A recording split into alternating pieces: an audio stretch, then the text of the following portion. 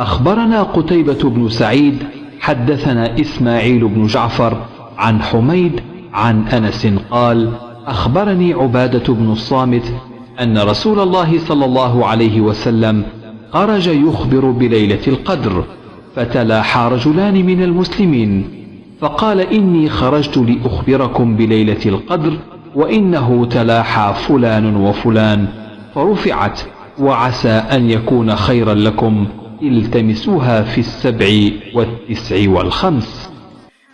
बाब मोमिन को डरना चाहिए कि कहीं इसके अमाल मिट न जाए और इसको खबर तक न हो। तर्जुमा। हमसे कुतैबा बिन सईद ने बयान किया, कहा हमसे इस्माइल बिन जाफ़र ने बयान किया, उन्होंने हुमैद से, उन्होंने अनस रज़ियल्लाहु अन्हु से कहा, मुझको उबादा बिन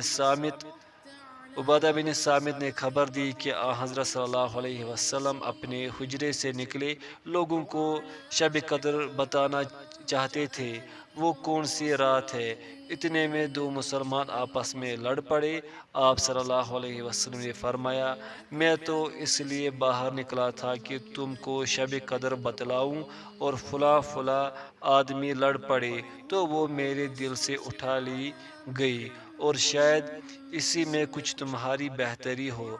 तो अब ऐसा करो कि शब कद्र को रमज़ान की 27वीं, 29वीं और 25वीं रात में ढूंढा करो।